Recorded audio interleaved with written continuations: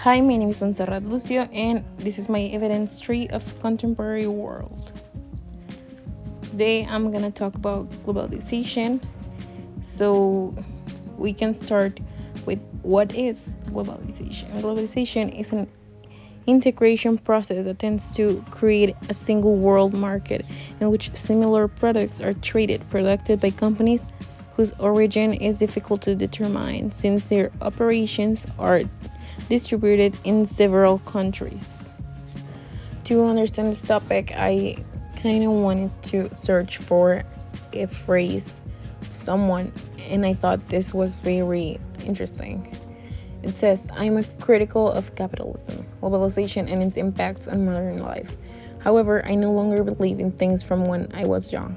I no longer believe in thinking of life in society as classificable by classes, since in reality we are all workers, including me. This is by Hayao Miyazaki. So for the positive influence that globalization hits on us, one of the positives of globalization is the communication technologies, the possibility of contacting in real time with any part of the planet. Other benefits are also for companies, which can streamline all their process and increase sales, also for researchers and students who can connect with each other and access immediately to new knowledge. Communication enables cultural exchange. This shared knowledge enriches everyone, both in terms of ideas and economy. In the history of humanity, there has never been a greater transfer of cultural values than at the present. Another positive factor is that they favor linguistic exchange through the planet and thus allow many people to have the responsibility and access to learn new languages. The negative influence that globalization has for us is the loss of nationality identity, as societies increasingly resemble each other with the same cultural taste, fashion, etc. What we worried is that this change will lead to all the countries to the same place, to the same lifestyle, we can say. For minority languages, it's known whether a real risk or disappearing or at least a loss of influence in their territories has been detected. Over the course of several generations, there might be a gradual disappearance of many languages through the planet.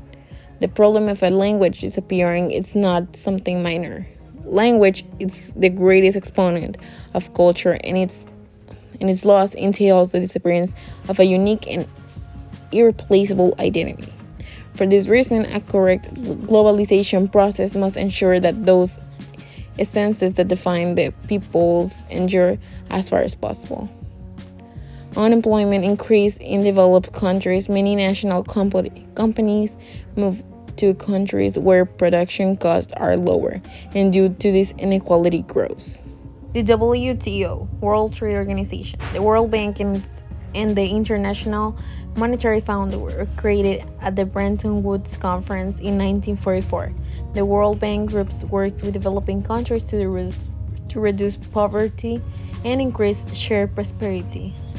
The World Bank Group provides financing, policy advice, and technical assistance to governments and also focuses on strengthening the private sector in developing countries. To be eligible for membership in the World Bank Group, countries must first join the IMF. Currently, each of these institutions has 189 member countries. Their objectives are to promote sustainable exchange rate policies at the international level, facilitate international trade, and reduce poverty at the global level.